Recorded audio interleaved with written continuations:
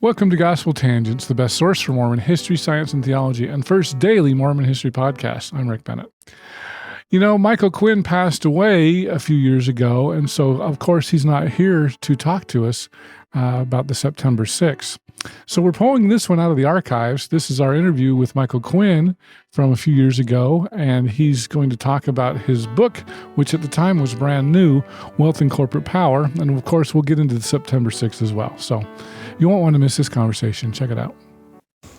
Well, welcome to Gospel Tangents podcast. I'm really excited. I've got a real rare treat. Mike Quinn, historian Mike Quinn, here in Salt Lake City. So could you introduce yourself to the audience? You know, not everybody knows about Mormon history and might not know who you are. Can you give us a little bit of your background? I was born in California, and while I was there, which we were always told was the mission field, I became interested in Mormon history as a hobby when I was 16. And then it became, when I was in the military and after I graduated from BYU in English literature, I had time to reconsider what I wanted to do as a graduate student while I was in the Army for 3 years. And I decided to switch to history because my hobby had become too consuming. So when I came out of the military, I went to the University of Utah to get a master's degree in history, and then I went from there to Yale. But before that, I served as a research and writing assistant to Leonard Arrington while he was the church historian. After I got my PhD in history from Yale, 3 months later, I was hired by the BYU campus to join its Department of History. And I remained there for 12 years and then have been freelance historian, or the term is independent scholar in the field. Aside from occasional appointments, I had a 2-year appointment at the University of Southern California, and then I had a 1-year appointment at Yale University, and that was my last academic appointment more than a dozen years ago. Oh, wow. That's cool. So for those who aren't familiar with your background, I know in the 1980s you wrote a chapter, I believe it was, in a Maxine Hanks book. Is that right? Yes, it was actually 1992 that it came out. Okay. It was called Mormon Women Have Had the Priesthood Since 1843. And that caused a certain amount of controversy. Yeah. Could you tell a little bit more about that? Well, Maxine was excommunicated. I was excommunicated.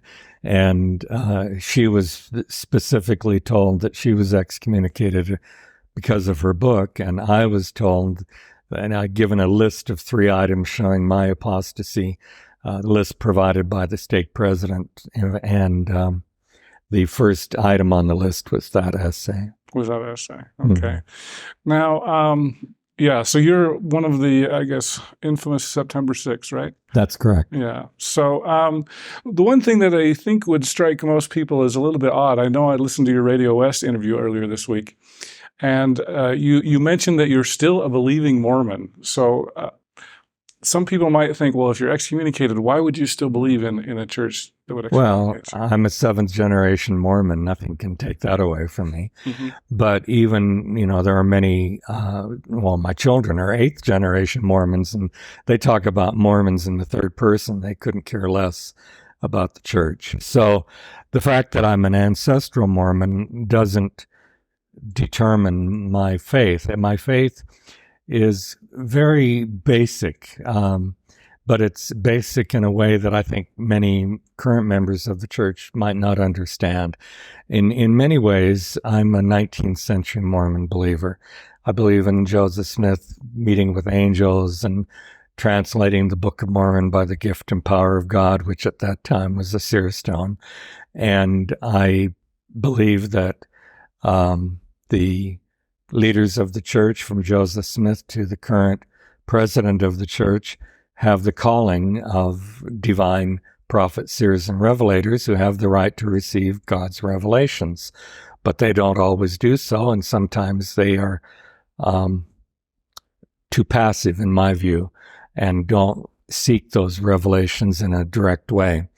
But in my view, they have the right and the obligation to receive those revelations.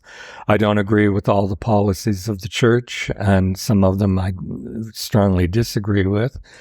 And to that extent, although I did not seek excommunication freed me from having to defend policies I thoroughly disagree with.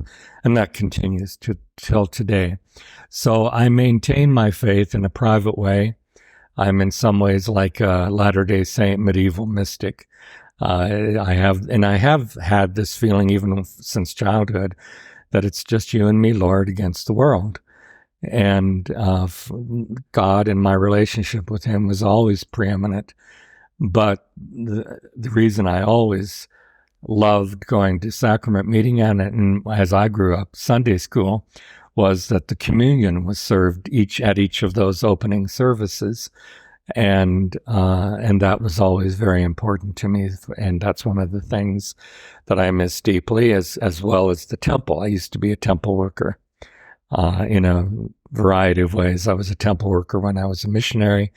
I was a temple worker while I was at BYU and scheduled worker. And so the loss of taking the sacrament every Sunday at least once, and participating weekly as I used to in the temple ceremonies, that has been a deep loss. It's one that I miss all the time. But because I am kind of this mystic, I'm okay, and I don't worry about my relationship with God. But I'm no longer a member of the Church of Record, but I'm still, no one can prevent me from believing what I believe. So you still call yourself a Mormon, I guess? I do, but I'm not a Latter-day Saint in the sense that I'm not a part of the LDS Church. Mm-hmm. So if people are attuned enough with the preferred language to ask if I'm LDS, I'll say I'm not a member, but I am a Mormon believer. Okay. Have you ever considered the Community of Christ?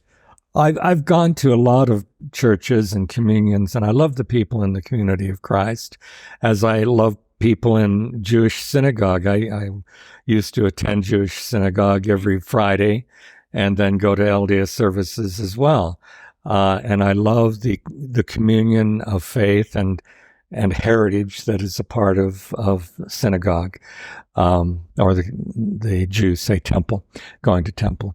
But I've never been comfortable in any other fellowship, and I really don't need organized religion for me to maintain my relationship with God. And so I've never really seriously considered joining any other fellowship, although I've been invited to. Okay. Well, that's interesting. Just a little confession. I actually, when I was on my mission, I went to South Carolina. Me and my companion attended a Jewish synagogue for about a month. It was pretty fun on Friday nights. So I got to meet the rabbi. He was a very nice fellow. Well, they're very welcoming people, unless you try to go to Hasidic or Orthodox, and then you're one of the goyim. But it was very fun for me. I went to initially I started out as a teenager attending Reform Synagogue, which was the only one in the town or the city I grew up in. But then when I was attending every week in the military, it was a conservative synagogue. But they welcomed me and they gave me a very, very nice silk yarmulke to attend the services in. And always invited me to their bar mitzvahs, which you needed to attend by invitation, and they would invite me to those. And that's cool. They were sweet people, and I really value the fellowship of Jewish people I've known over the years. But I've also enjoyed the fellowship of Muslims and of Catholics and of atheists, and so I have a broad-ranging acceptance of a variety of religious professions and religious ideologies, and I have a very broad sense of who God loves and who He doesn't. And in my view, He dislikes no one. He loves us all. He weeps for many of us, much of the time, and for some of us, all of the time. But having felt that way, I feel that I have an obligation as a sinner to embrace all other sinners, even the ones who turn my blood cold. And so I, even if I don't physically embrace them, I do emotionally. Very interesting.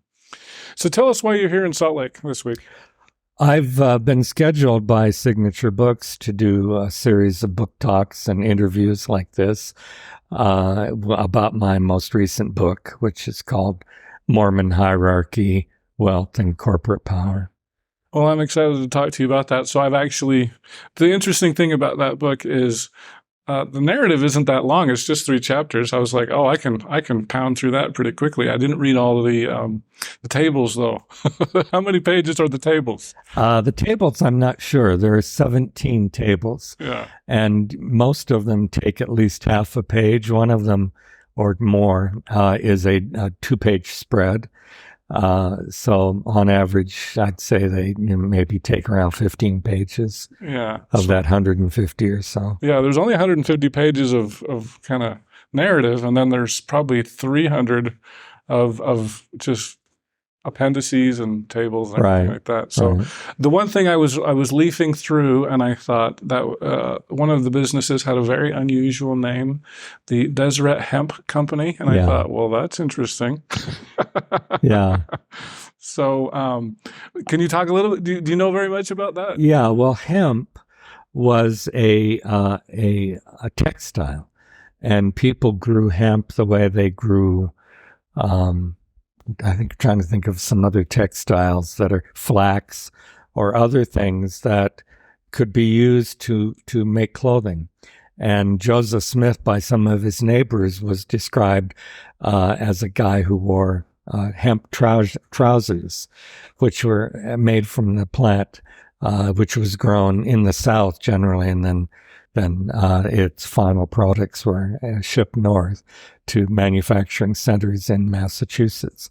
But in Utah, there was this idea that was economically wise, but it didn't always work out in practice, of Utah's residents being self-sufficient.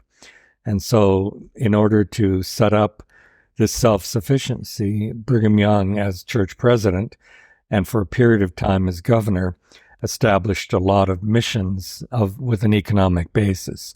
So there was a flax mission, there was a cotton mission, which of course also caused the textile industry in Utah to grow. And then there was a hemp growing process, although it wasn't exactly a hemp mission, but there were general authorities who were involved in the growing of hemp and its use in manufacturing shirts and trousers. And so that was similar. It was a similar kind of enterprise to the cotton mission that Brigham Young had established in southern Utah. But that lasted longer and it was more successful. And as far as I know, I have no evidence of anyone smoking any of the hemp. That's what I was worried about. No. Okay. Do you know when that ended? That It was a kind of a short-lived, I'm not sure why it didn't last as long as the wool mission was an animal byproduct. But that lasted a long time, and so did the cotton mission, which was a plant product, both used for textiles and manufacturing clothing. I'm not sure why. I don't know the details of the hemp manufacturing. Perhaps it's more difficult to do, and it may have needed more chemicals, which they would have had to import, and that might have diminished the appeal of trying to manufacture locally grown hemp into locally manufactured clothing. Did they actually try to grow that here in Utah then? Oh, yeah. Oh, okay. Yeah. Did it last into the 20th century? No. In fact, none of these did. The cotton and the wool church-owned businesses basically ended around the turn of the century in the early 1900s. And so the clothing manufacturing that did continue for a period of time with general authority and church investment didn't depend on church-grown products, whether it was wool or whether it was cotton. By the time of the early 20th century, there was a secularization that was beginning And so the church products were often shipped to distant locations that had little or no Mormon population, and they were importing products, raw materials as well. So the effort at being totally self-sufficient really ended around the 1880s, not long after the death of Brigham Young. Okay, so the 1880s, that's good to know.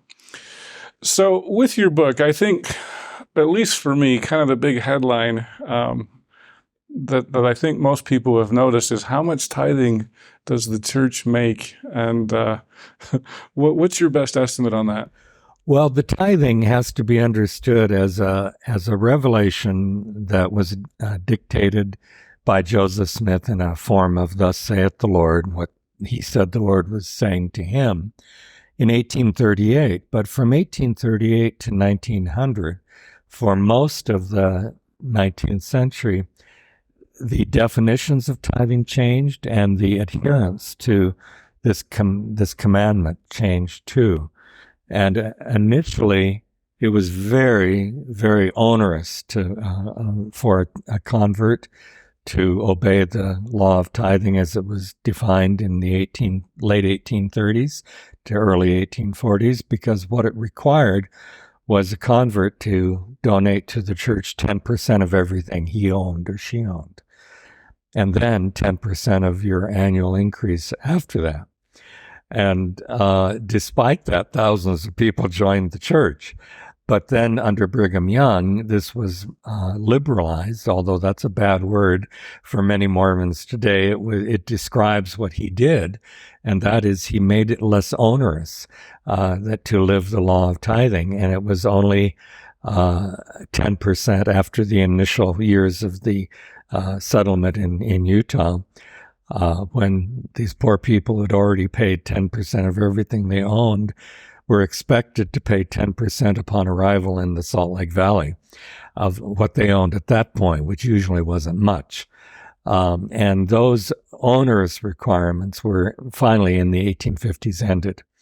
And by the late 1850s, all that was required was to give 10% of your annual increase, which is the term of the revelation, or interest, which was also a term that was used, but most people from that time to the present would think of it as your annual salary or your annual profit, the annual money that you made as income. And so that was the requirement from the late 1850s onward, but few members of the church lived it. And it wasn't until 1900 when a president of the church was faced with more than $2 million debts that the church needed to pay, and had tremendous servicing of the debt, which meant that the church had to pay interest on these debts and also had to borrow to even pay the interest.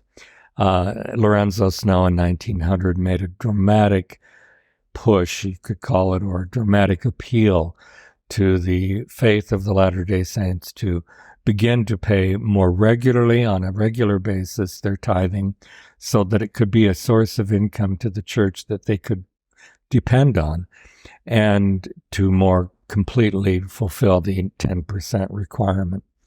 And from 1900 onward, this became a more emphatic requirement. But even then, by the 1920s, the presiding bishop of the church announced in General Conference that only 25% of the church membership paid a full tithe, and the rest paid either what was called a part tithe or no tithing at all. So as a membership of the church, at no time, I think it's fair to say, has the membership of the church totally adhered. Even the devout membership of the church, have they totally adhered to the requirement of paying 10% of their annual income. Well, so it sounds like it was quite some initiation dues between 1830 and 1850 in order to even join the church. Right, and yet thousands did, and then it was liberalized to 10% only on an annual basis, and eventually you had the annual interview with a bishop. And I don't know exactly when that came in, but I think it was in the 19th century, not the 20th, when that became a pattern, whether it was required by church headquarters or not. Your tithing settlement you're talking about. Yeah, that's now what it's called. But the idea that it was decided on the local level, whether you were a part tithe payer or a full tithe payer, was in place in the 19th century. And so that has continued to the present. The general authorities do not make that decision, even for themselves. The general authorities meet with their bishops and their local wards of congregations, and like every other rank and file member of the church, are asked, do you pay a full tithing? And they either can ask and answer yes or no, and then the follow-up question is, do you pay a part tithing? Yes or no, and then the follow-up question is, are you exempt? Yes or no, and people who are exempt are often depends on sometimes church policies, which have varied. Missionaries have been exempt from paying tithing. People who are on church welfare have been defined as being on tithing, being exempt from tithing. But those have typically been the only exemptions allowed. Somebody who is a church general authority, for example, who has no other source of income but what the church gives him, is still expected to pay 10% of that back to the church. Otherwise, and I've seen the PBO reports, he is defined as a part or no tithe payer. Wow. And they take away his temple recommend? Right. It could happen. Oh, wow. And it wouldn't be the first time that a general authority has been threatened with being dropped from office for one reason or another. Oh. But in the tithing reports that I had access to from the 1890s to 1928, typically a general authority who said he was a part tithe payer was only in that status for a year or two. And then he became a full tithe payer. Whether there was pressure applied, I don't know. But sometimes it did last more than 1 year. Oh, really? Yeah. But typically the general authorities were recorded as full tithe payers. Yeah, I would expect they should. Anyway, the tithing has never been 100% in payment. And in fact, in the 1990s, a Deseret book publication said no more than 50% in the 90s, which would be a dramatic improvement over the 1920s. But it's always been a part, even of devout members of the church who have paid a full tithing. I would be surprised that it was as high as 50%, because we keep hearing activity rates are about 50%. And I wouldn't expect everybody who came to be a full tithe payer. Right. And this was only an estimate by a non-general authority, but it was one that the Deseret book allowed to be published under its authority. And so its editors really allowed that to be stated. Whether it was accurate or not, I don't know. But the lowest level that I have reported by a member of the presiding bishop was 25%. And that could be the area that it's hovering around, maybe 25 to 40% pay full tithing. And but it depends, because I've heard praise given during the Cold War, for example. I heard praise given by general authorities for the members of the church in East Germany, which was a communist, very repressive regime, that they paid 80% of its membership paid a full tithing. Really? Of what little they had. And this, was remarkable. And I saw no reports of the international church, and so I'm only going by what was said over the pulpit by general authorities in praising the devotion of members of the church in East Germany during those years from the 1950s to the 1980s.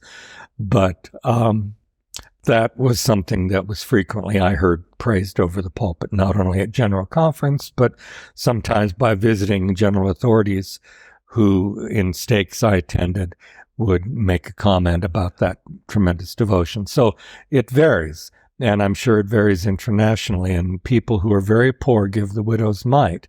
And this would be true of the poor in many of developing countries who barely have enough money to feed themselves and their children.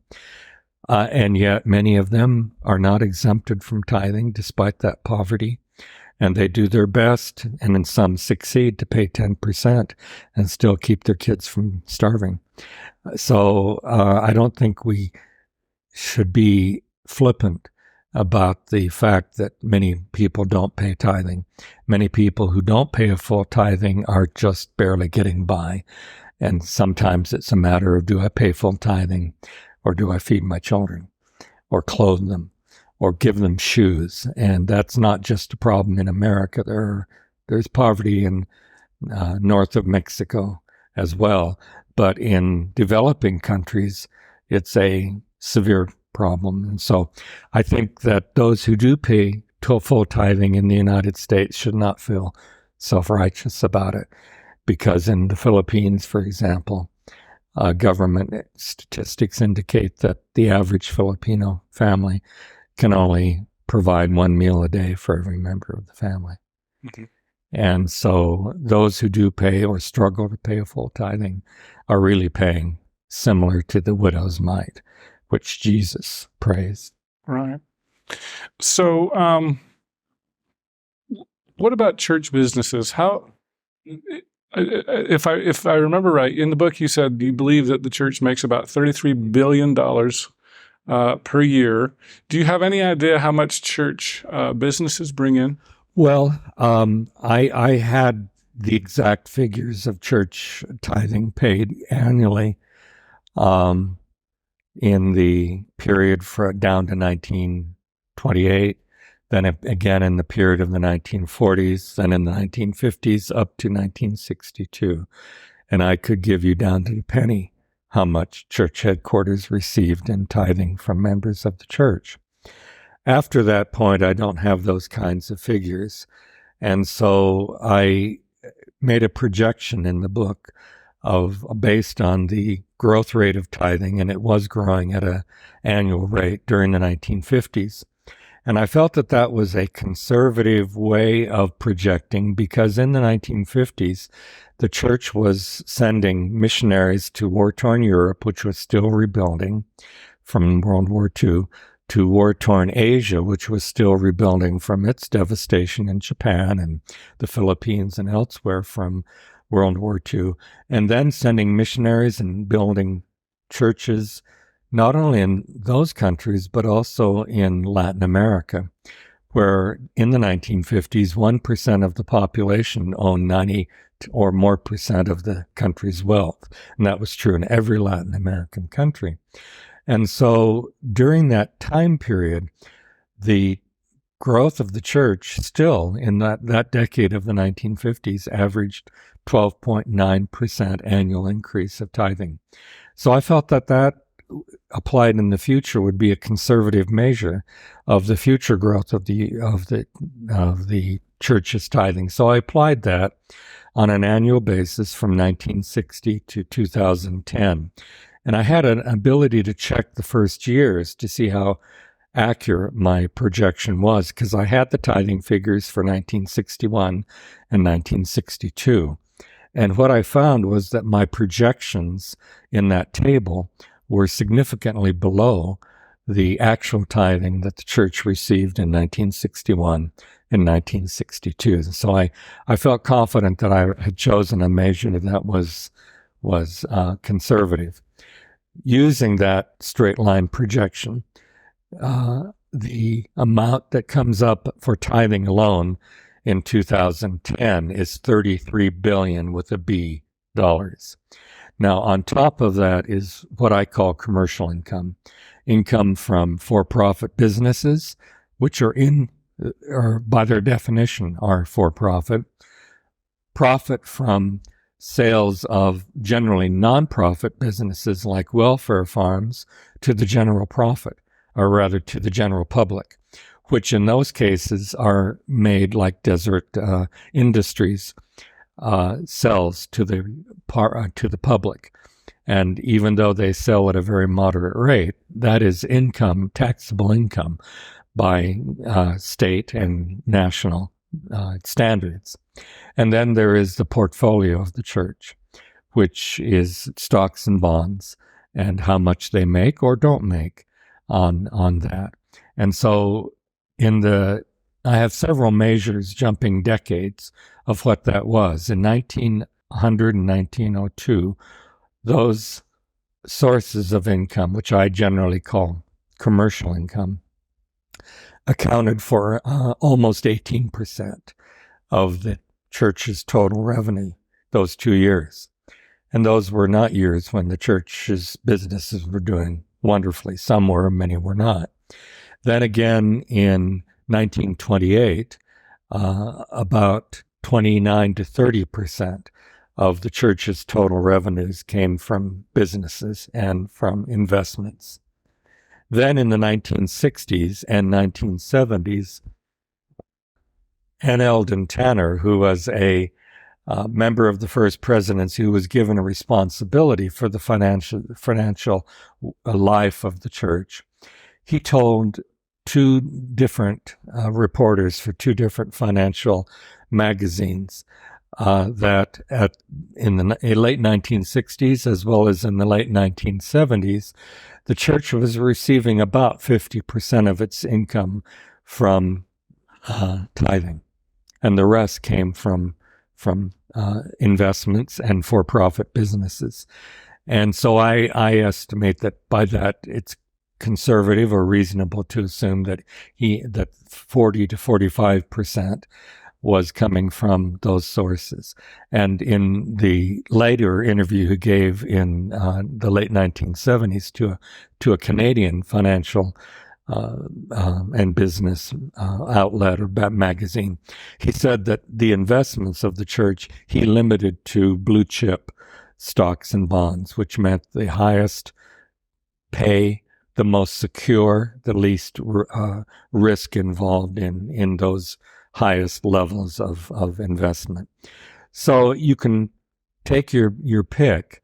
The estimates from church headquarters have been too low. They've been lower than any of those verified estimates. Typically, church headquarters from the 1950s to the 1990s has said 5 to 10%. That doesn't match any of the figures that I have from 1900s to the 1920s, to the 1960s, to the 1970s. So whether you take the lowball amount that I know is accurate in 1900s of 17% extra beyond tithing, or N. Eldon Tanner's estimate in the 1960s or 70s of 40 to 45%, we're talking billions of dollars on top of the church's $33 billion tithing that I estimate as commercial income. So I think you could say 10 to $15 billion a year as of 2010 were coming from the various kinds of commercial investments. Businesses that are for-profit by definition, nonprofit businesses that sell some of their products to the public and therefore are taxed on those sales, and then the very large portfolio of the church. And to indicate how large it is, the investment houses, which again is a generic term I use, are scattered, and they know about each of their portfolios that they handle for the church, but they don't know about the other investment houses and what they handle and how much profit or loss they have in a particular day or particular month or particular year. But the central investment house from the 1990s and to the present, as far as I know, has called Ensign Peak Advisors. And the president of Ensign Peak Advisors spoke with Deseret News in 2003, and he said that each day his company handled billions of dollars, and that's only one of the investment houses of the church. So I think that my estimate of tens of billions is probably close to the mark of commercial income from all the sources, not just the portfolio, but also for-profit businesses and nonprofits like welfare farms that also sell some of their produce to the public and are taxed on that. Okay. So let me make sure I'm clear on that. So you're saying roughly $33 billion a year plus another 10 to 15 or billion 15 of billion business income. So I would say as of 2010, $40 to $50 billion in total revenues from all sources. Okay. However, having said that, a huge amount of the annual revenues of the church goes into paying for the services of the church to the rank and file. As many people outside the church know, and all Mormons know, the church has primarily an unpaid ministry, a volunteer ministry of people, men and women, who work and provide for their own well-being outside any income that they might receive from the church. They are essentially what outside the church is called a lay ministry. Only a very few, I'd say less than 95%, less than 5%, 95% being unpaid. Less than 5% receive what's called a living allowance. And these are the general authorities who serve for 24/7 for life in most cases, or a few of them serve for a 5-year to 6-year basis, full 24/7.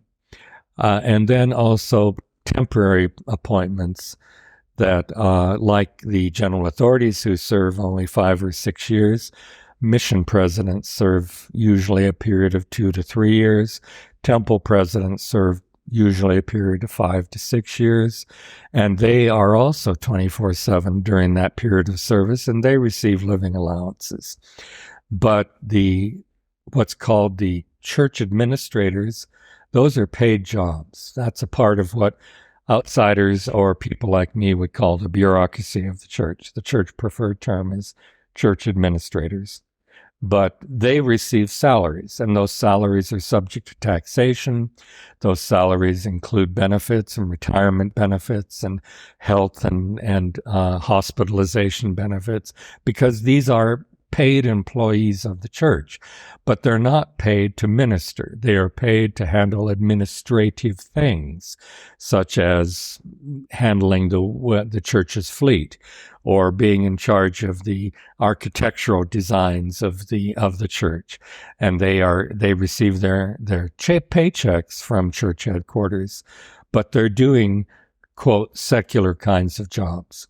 They're typists, they're accountants, they're programmers, they're truck drivers, they're a variety of capacities that receive their pay from the church. And they are expected to pay 10% of that to the church if they're an employee of the church. And if they're reported to headquarters by their local bishops as not paying a 10% tithing, eventually the church bishop or stake president will be told by church headquarters to inquire, why is this church employee not paying 10%? And that's true of BYU faculty. That was my case when I was on the BYU faculty for 12 years. I was expected to pay a full 10%, and actually worked out with all the other things Mormons were required to pay at that time, contributions to the missionary fund, contributions to church welfare, the fast and offering fund, and budgets for maintenance of local buildings and all of that. That added up to anywhere from 12 to 15% total of one's income. And because of the financial growth of the church, not just tithing, but dramatically because of its commercial income, by the 21st century, the church had ended all of those additional contributions except tithing, so that all of those are now paid by central headquarters for members of the church in Canada and the United States, as well as for members of the church in other countries, including the developing world. Yeah, so I remember as a kid growing up, my dad did pay budget. And I also remember one of the interesting things was I lived back in New Hampshire, and we, when I was 10 years old, we moved there. We actually, for church, met at a high school, Merrimack High School, and did that for a couple of years. And then our church we built a church in Nashua, New Hampshire. And I remember we had to raise money to build the church. Like, that was not tithing and all that. And we had moved from Utah, and I remember this was kind of funny. My mom knew how to make corn dogs. And so we made, a few $100s selling corn dogs. And everybody in New Hampshire was like, what's a corn dog? Right. They'd never heard of that. And so it was kind of like an exotic food almost. But I can remember we did fun runs, and it was all for the building fund. And so the stake center there in Nashua, New Hampshire, I remember at the time, it was the largest church in New England. It was considered gigantic, and it was a regular sized stake center. You wouldn't think anything about here in Utah. And it was nice when, that was probably 1980, I believe, when that happened. And it was nice when all of a sudden the church said, well, we're going to start paying for all the buildings. Yeah. We didn't have to do these fundraisers and things like that. Members of the church who either joined the church in the 1990s or became reactivated in the church after years of being away may not recognize this because they've not been required to pay maintenance for their local buildings, which was called ward budget. They have not been required to pay for building the buildings, which was a building fund, and that was in operation as long as the building was under construction. And sometimes when they had to make replacement repairs or buy a new pipe organ, that also had to be a separate budget. Well, when I was moving around as a graduate students as well as people in management of businesses frequently move. And I knew families, some of whom were students and others of whom were in executive positions and stakes, who mentioned to me that they had paid a budget requirement for building a new chapel, building fund where they had previously moved. They moved into the stake that we now lived in, and they were hit with another building fund from a new church that was being built for their ward. And so in the space of a year, they had paid for two different buildings, one of which they were not even able to use because they'd moved before it was completed. Mm-hmm. But they paid into the construction of it. And those kinds of things don't exist anymore.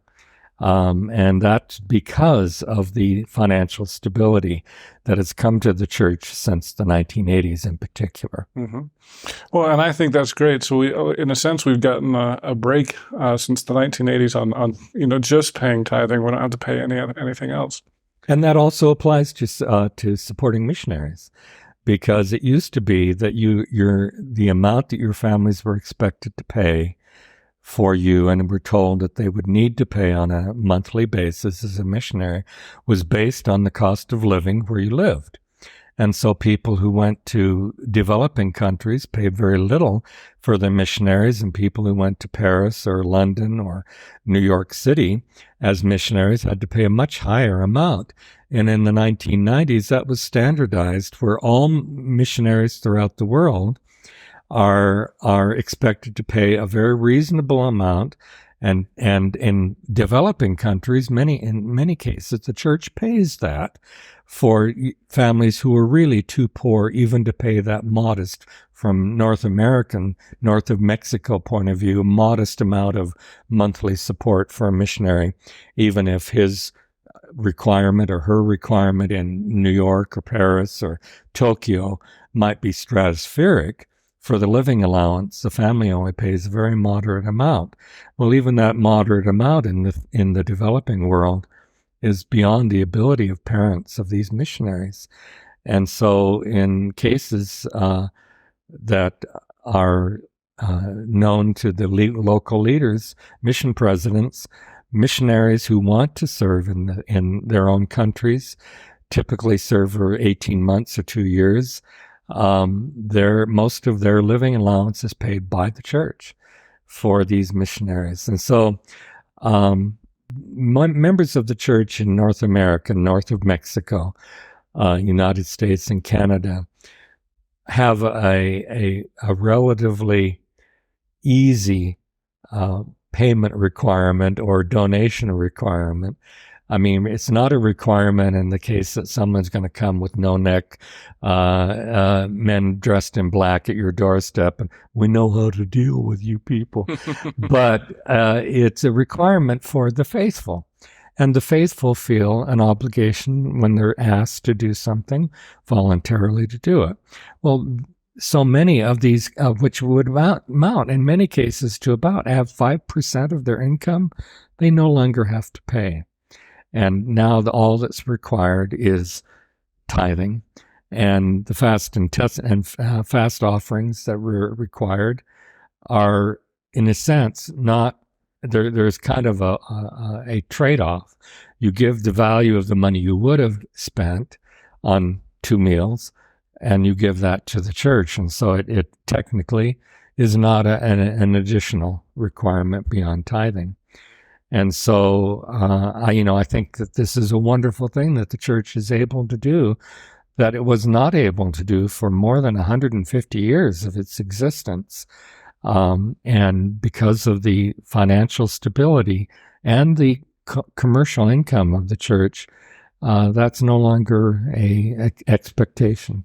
Well, let me ask you another question. One of the things in the LDS Church that we kind of pride ourselves on, and I don't know if we should pride ourselves on it so much, is the fact that we do have a lay clergy. I'll tell you what, I went to the Community of Christ back in August, and Locke Mackay, an apostle for the Community of Christ, gave the Sunday school lesson. It's one of the best Sunday school lessons I've ever had. It was on the Word of Wisdom, and at first I was rolling my eyes. It was fantastic. But my question is, like with the building fund that we don't have to pay anymore because that all rolls into tithing, could you ever see the church paying clergy, even down to the level of bishop, to do that? If we've got enough income to do that, could you ever see something like that happening? Well, this is one of the ironies, even though the 19th century church frequently used the insulting phrase hireling priests for Catholic and Protestant ministers.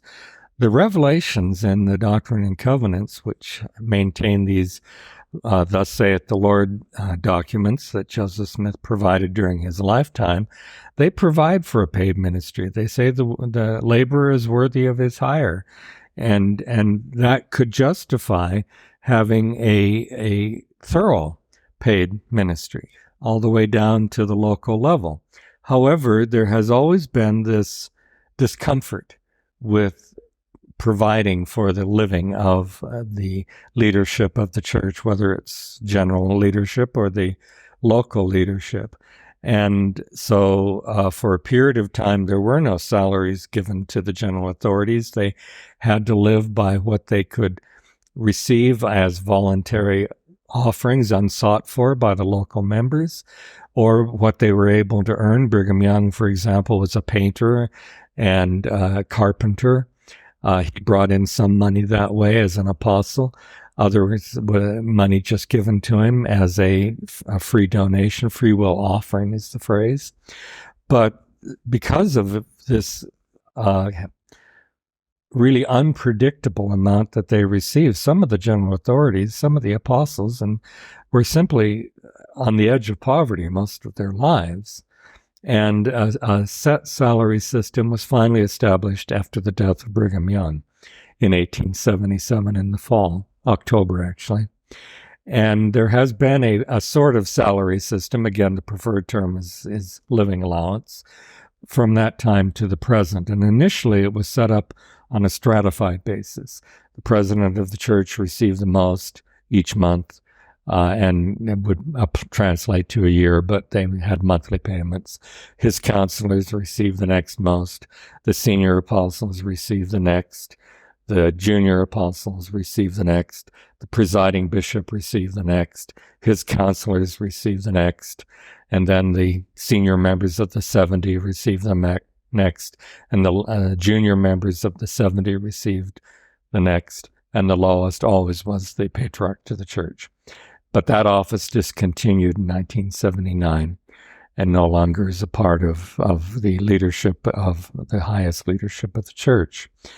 And in the 1960s, the president of the church finally did what other presidents had been moving toward gradually, and that was equalizing the living allowance given to all general authorities. And that has been in place since 1966 and continues today, where the president of the church receives the same living allowance as the most recent appointment as general authority.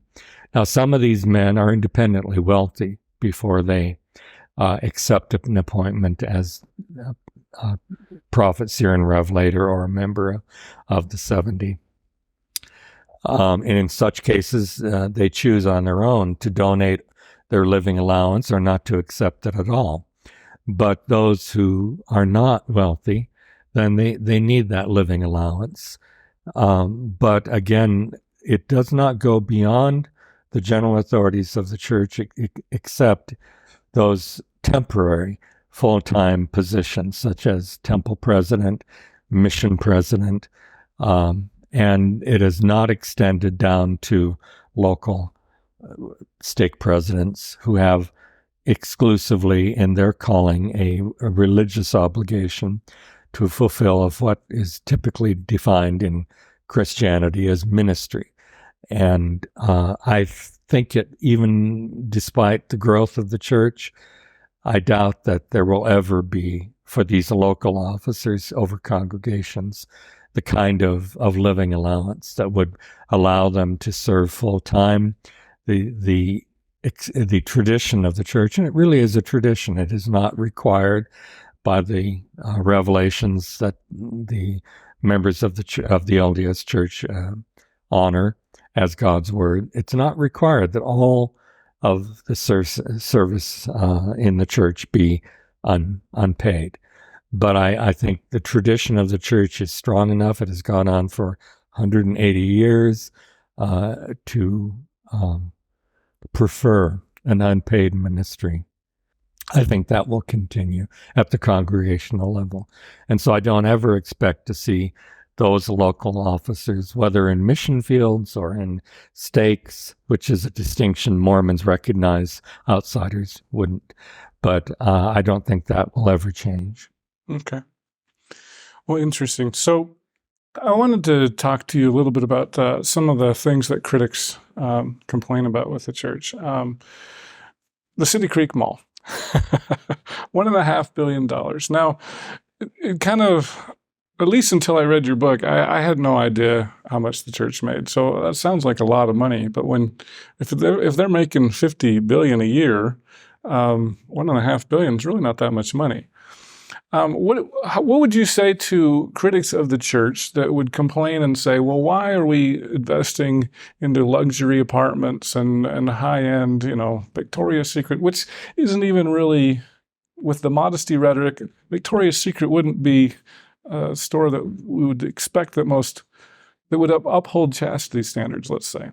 So what would you say to critics of the City Creek Mall specifically? Well, I'd say that in one sense, from the 1830s to the present, the business of the church has always been business. If members of the church look at revelations in the Doctrine and Covenants, they'll see revelations from the early 1830s about establishing a tannery, establishing a lumber facility, establishing merchandising. In 1841, a revelation about building a hotel. And so these are built into the concept of revelation, that God does not make a distinction between the temporal and the divine, between the money-making and the spiritual, that operating a lumber company or operating a store can be as spiritual as giving aid to the poor. In the Mormon concept of reality, this is very different from other religious traditions, but it's a part of the Mormon definition of reality. Brigham Young continued that. He dictated one time, he says, some of you members of the church, and this was happening even in the 1860s, he says, some of you complain because I haven't issued revelations. I could issue revelations every day. And he announced a word of the Lord revelation to the conference of the church about building railroads. And it was a thus saith the Lord kind of revelation. And his successor, John Taylor, issued Thus saith the Lord written revelations that have specific texts, although never added to the Doctrine and Covenants in the 1880s, about investing in gold mines and silver mines. So this has been a part of Mormonism from its earliest origins to its pioneer time in Utah to the present. And so it can, I understand, it can disturb people when they hear that $1.5 million LDS headquarters is acknowledged paying up front for the construction and furnishing of, to the degree was necessary, of the environment of the City Creek Mall. However, put this into context, not only with the income of the church, but with its expenditures. In 2006, the LDS Church headquarters gave a cash supplement to the church in the United Kingdom of nearly $500 million, $450 million and change. And that was in 1 year to one of the countries in which the church has had a significant presence since 1837. It is an industrial country. It is not a third world country. Its members are generally thought of as being comfortable. This is not the case in any country. Mormons can be poor, even in the United States, and there are poor members of the church who live on government welfare and church welfare in the United Kingdom. Well, the tithe payers in the United Kingdom couldn't pay all of their responsibilities, all of the building and the maintenance and the missionary work and everything else, the aid to the really poor that occurs in the United Kingdom. And so in 1 year, the church gave nearly $500 million. I mean, I don't know the total number, but I know it's more than 100 countries throughout the world the church is in.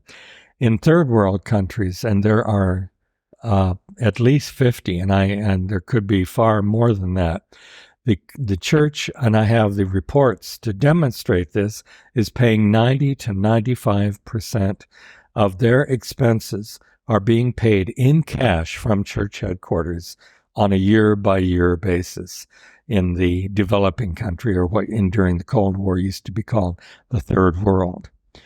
The church could not do this if it didn't have billions of dollars, not only of tithing, but of commercial income from for-profit businesses, which the City Creek Mall is intended to be, for its stock and bond portfolio, which is totally separate from the investments in the City Creek Mall.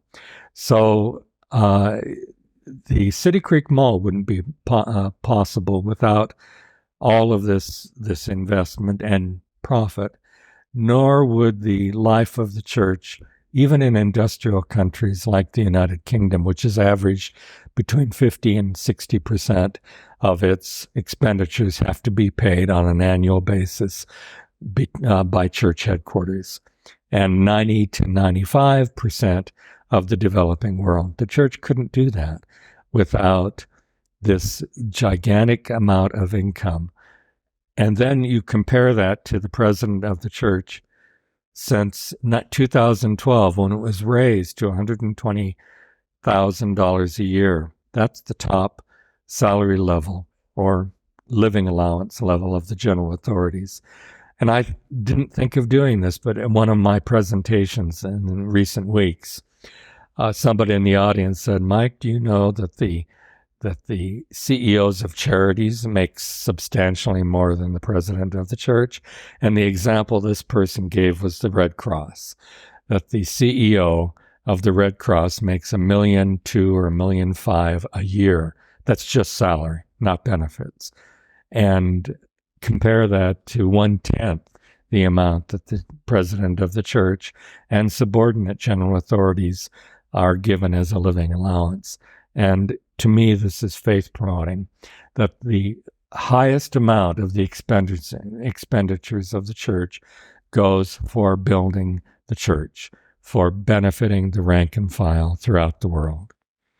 Well, yeah, of that $50 billion that the church makes, do you have an idea of how much they use to subsidize other countries and missionaries and things like that? Well, with other countries, it's very clear from the Philippines and from Tonga. Their reports I have on an annual basis, and it works out to 90 to 95%. So you think of the church in Latin America and the millions of members in total from Mexico to Tierra del Fuego in Latin America, 90 to 95% of their expenditures are paid by church headquarters as an added supplement.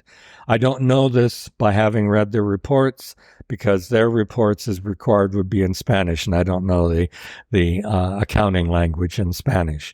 But I have these English language reports from the Philippines, which are no better off financially than the members of the church in Latin America on average. Tonga, where the church has 50% of its population are on the records of the LDS Church.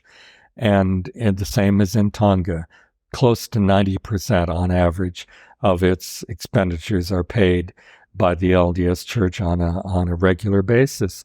So in Latin America, its millions of members are being subsidized to 90%. In Africa, in Ghana and Nigeria alone, those two countries in sub-Saharan Africa, the church has more than 1 million members of record. And yet those Ghanaians and those Nigerians cannot afford to pay for their chapels. And in many cases, there is an effort to make their chapels convenient for the people who live in villages. And so they may not be more than what would be called an arbor or a bowery, with a shade area and tent poles. But even that construction is, unless they do it themselves from their local produce or their local building materials that they are able to get locally, that has to be paid in money by church headquarters, because the members of the church in Ghana and Nigeria and Lagos and all of the other, well, Lagos is the capital, but in Togo and many of the other countries of sub-Saharan Africa, where the church has total, and not counting the Republic of South Africa, which is a wealthy country on average, the church subsidizes. But even the Republic of South Africa, in the one report I have available for the Republic of South Africa, they were deficit spending. And by that, I mean they were spending more than their tithing allowed them to spend. And so they were receiving, even in a country which is one of the wealthiest of sub-Saharan Africa, if not the wealthiest, they were not able to meet all their expenses with their own tithing. They also had to receive a tithing supplement or a expense supplement from LDS headquarters. So you add up all these countries throughout the world that are developing countries, sub-Saharan Africa, Latin America, Oceania, Asia, including the Philippines, which I do have their reports, 90 to 95% are being paid by the headquarters of the church. The church is spending billions of dollars a year in supplementing the tithing that these relatively poor members of the church are paying as they can throughout the world. So let me ask this question. I'll phrase it this way. Would it be accurate to say then that the City Creek Mall, and maybe even Victoria's Secret, is subsidizing some of these buildings in Nigeria? Without question. I mean, and I in the book, I lay out those that I'm aware of through the internet. And there is a remarkable openness on the internet to the church's investments in a variety of areas, whether it's land where the profit is primarily or rather the produce is primarily going for the welfare program, but what they can't use for the welfare program would spoil if they didn't sell it to the general public, and that's for profit. So there are profits that even Deseret Ranches of Florida, which is a welfare outfit, in its original definition, it's also for profit, and it's making millions, maybe billions I don't have the financial records, but at least millions in its annual revenues. And all the others, there are apartment complexes that the church is invested in, aircraft storage hangars. It's like, why would the church do that? Because there's money to be made. And the church is in all of these, and oil and gas, mining. The church is in all of these areas, high profit areas, where it determines through its advisors that this is a good money-making operation. And they have it in Florida and in Missouri that I know of. The church has created entire communities from scratch that cover multiple area zip codes. And these are for profit. They sell these homes in some cases, millions of dollars per home. In other cases, $300,000, $500,000 a home. And this is a money-making, yes, it costs money to create these homes, to build them, but then it's profit once they sell them to those investors, mainly non-Mormons, but partially Mormons, who buy these homes in these communities, whether it's near Orlando or near Independence, Missouri, or wherever it might be. The church is very shrewd in its investments. And so, yes, in merchandising, there's no longer a church-owned merchandising store. Zion's Cooperative Mercantile Institution for more than 100 years was a church-owned ZCMI merchandising operation, and it had branch stores throughout Utah, Idaho, and even some of the adjacent states besides those two. Those no longer exist. And the church instead rents space to May Company and to other companies and of national. Macy's bought ZCMI, so and Macy's, to Macy's and Nordstrom's, and so they are in the position of renting space on a monthly or annual basis for these profit-making companies. And so when you buy their products of these companies who are lessees of the church-owned property, whether it's at City Creek Mall or elsewhere, their profits, whether it's book sales or food or lingerie or washing machines, whatever it may be, those are contributing to the net profits of the church. And down the road, in a trickle-down way, those are benefiting the developing world, in where people can very often not pay more in their own ability for more than one meal a day for each member of their family. Now, could the church be accused of serving God and Mammon, though, with some of these businesses? The accusation is there, but typically it comes from people who don't recognize that the church makes no distinction between God and Mammon. The church is a money-making operation, but it plows the money into the building of the kingdom of God on earth, which is a Mormon phrase that most members, even disaffected ones, will recognize. A member of the church, whether former member or current member in good faith, may feel uncomfortable with this huge portfolio that involves billions of dollars a day in transactions over the computer with only one of its investment houses. It may be members of the church and devout members, and certainly ex-members of the church, are uncomfortable or may be uncomfortable with the commercial real estate that produces, and the commercial investments in mines and oil for a variety of reasons, not the least of which would be fossil fuels, for people who are concerned about that, and the church is heavily invested in fossil fuels. Should they be more concerned? Is nonetheless a part of building the kingdom of God. Should the church be more concerned about global warming? That is a decision. What companies, for the many, many years, the church has refused to invest in and refused to accept the stock until it can be turned over as soon as possible of a tobacco company or of a liquor manufacturing company donated by non-members, in many cases, to the church. And people may not realize that the church receives significant stock and real estate investments from non-Mormons who admire what the church does. And in talking with one of the managers of the church's financial investments 40 years ago, he told me that as soon as one of these came across his desk, as soon as possible, he sold it and used the proceeds to buy stock or bonds that were profitable, but within the parameters the church defined as its own and legitimate. The church can make those decisions whenever it chooses, and it might one day choose to exclude fossil fuels. But right at present, it's not an obvious violation of revelations of the Lord.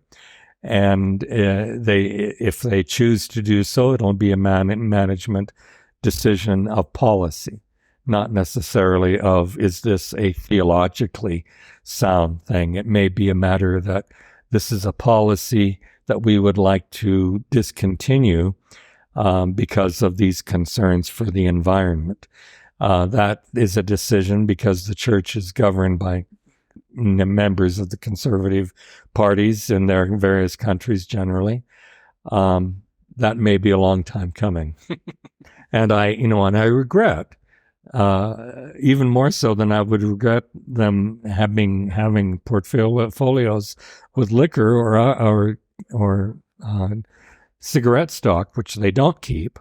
I regret that there is investment in fossil fuels, but it's very lucrative, as anyone who's invested in those companies know, or hear their annual reports. Just read the report of Shell or of Unocal or of any of the large companies, Mobil Oil, and they have enormous profits in the billions annually. And they're proud of those. And, that's a management success story. I would like the church to divest for those, but I'm not offended by the fact that the church invests in those kinds of companies. It's just, if I had my druthers, I'd rather them think of those companies in the way they think of tobacco and alcohol, as ultimately doing more danger than the investment profits are worth. Mm-hmm. All right. So one of the questions that I have, actually I have 1,000. I may have to book you again for another interview. Is I've been talking with a few people about Mark Hofmann. So I don't know if you probably haven't followed some of my recent interviews. Shannon Flynn, George Throckmorton, who was the man who discovered how Mark was doing his forgeries. Were you involved with Mark Hofmann at all? I met Mark Hofmann typically at meetings where we would cross one another in the hallway. There were some times when he was on a panel. I don't think he ever gave a full presentation of his own, but he was on a panel discussion, usually talking about some marvelous find of his in church history. And I've attended one or two of those that I remember. But usually at the Mormon History Association or at Sunstone Symposium, we would kind of pass one another in the hall, say, "Hi, how are you?" And he would go off to whatever session he was interested in, and I would go off to whatever I was. And not often were they the same. The only other times that I met with him was when I was at the church archives doing research. And typically I avoided taking lunch. I would be there from the time the door opened until the time they threw me out. And I would never take a break for lunch, or rarely take a break for lunch. But I would be in there typing my notes on whatever document I was examining, and he would come in, sometimes alone, sometimes with someone else who was associated with him in one way or the other. and would come over and interrupt me. And I'm barely civil to people who interrupt me when they do research or when I'm doing research. And so I would, yeah, that's very interesting. Yeah, let me get back to what I'm doing. And so those were the kinds of conversations I would have with him. There was one time when he brought in the typed text of a document that he said he'd found in some attic, and happened at that time to be a document about the blessing of Joseph Smith III. And he said, well, what do you think of this? And it was like, wow, I'm interested in this. And I asked him if I could take notes. No. Can I type my own copy of this? No. Even though what he showed me was a typescript. And I never did see any of the documents that he was producing in real form. I only saw photographic productions of them, usually as published in the Deseret News or the Salt Lake Tribune or wherever, or sometimes in an article that was published in BYU Studies or whatever about them. And so that was the extent of our association. The only other thing that I did is I recommended, because I'd given up trying after years of trying to contact descendants of early Mormons who I knew had diaries. And there were two in particular that I recommended to him to follow up on what I knew. And one was William E. McClellan, whose diaries I had found described in a letter at the New York Public Library, and I had tried to follow through his obituary all the surnames of his descendants, not just McClellan, but daughters who had married, mentioned in his obituary. And then a man named Sylvester Smith, who died also in the Midwest. McClellan died in Missouri, it was a distant relative, really more of a shirt-tail relative of the Smith family, not a direct relative of theirs. Sylvester Smith died in Nebraska. And so his obituary said that he had kept the diary since he was 12 years old. And wow, this is something I want to, and it listed all, and he died in about 1885 or so, 1882. And the obituary listed all of his descendants who were living by name.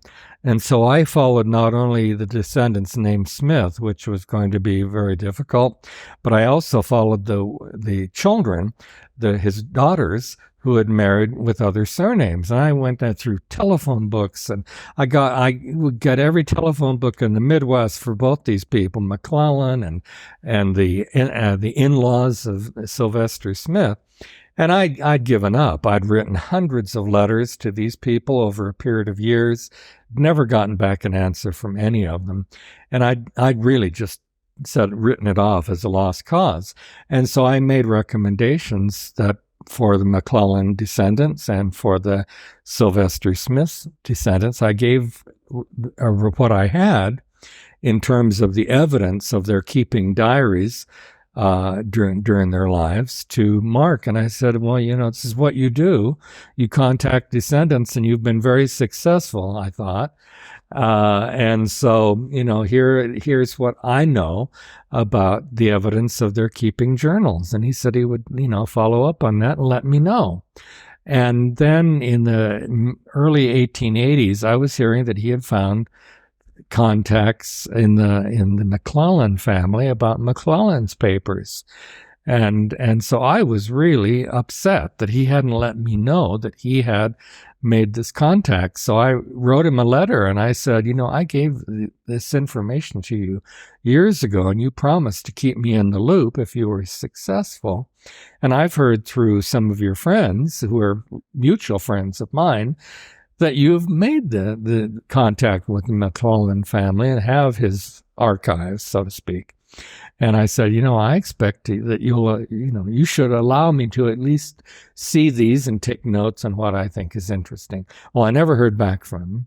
And then one day in 1985, in early October, after the Sunstone Symposium, I was walking into the BYU library, and he happened to be walking out.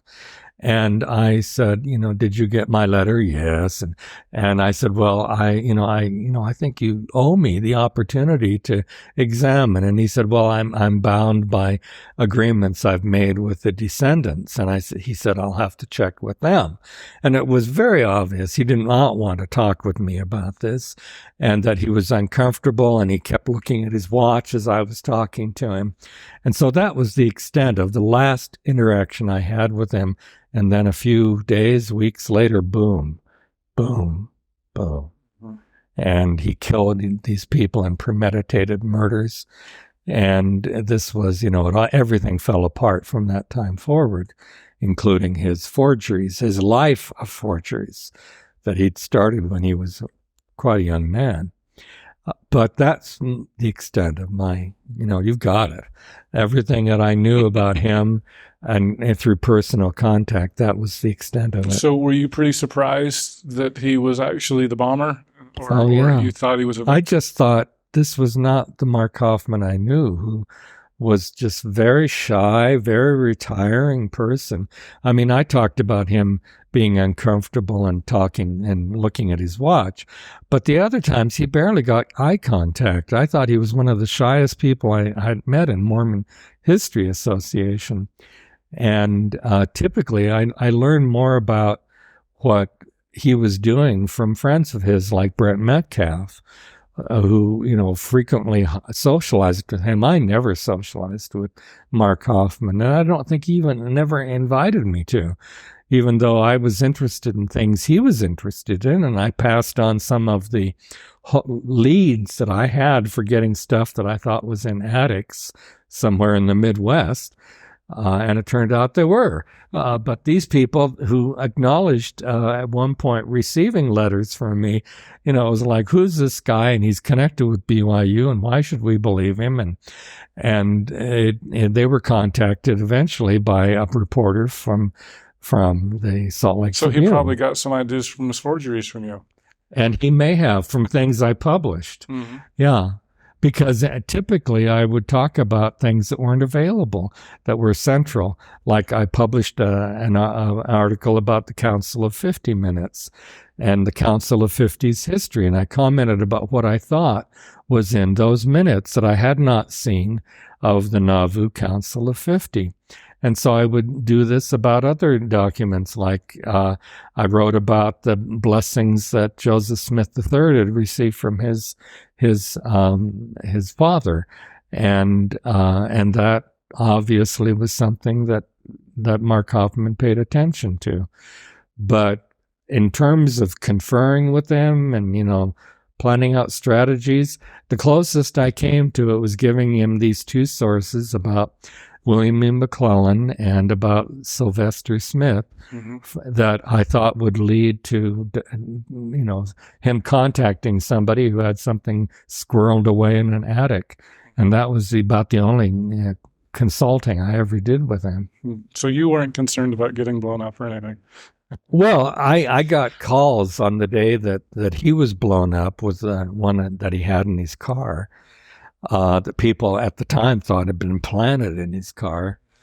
I was told to, don't go back to the apartment you're living in. Oh, really? Because at that time I was newly divorced and was living in a bachelor apartment. And so I had a friend who worked with the state attorney, U.S. attorney. It was in his office, and this longtime friend of mine called and said, don't go back home, go and stay with us, because no one would think of us, of him and his wife. And so he provided more than a week, I think a week or 2 weeks, wow. of residence for me during this period. And then he told me, when you go back, look under your car for wires, and anytime you get, and for years after this, following his advice, anytime I got a package I wasn't expecting, I would take it to the post office and run it through their X-ray machine to see if there were any machines in it. So yeah, I was paranoid. Wow. So there was pretty widespread then. There was a lot of people that were scared. Yeah. So, yeah. Wow. Now, you mentioned the blessing, patriarchal blessing for Joseph Smith III. One of my interests has been to talk a little bit about the Succession Crisis. So as I understand it, if Joseph Smith died, the next person in line would have been Hiram Smith.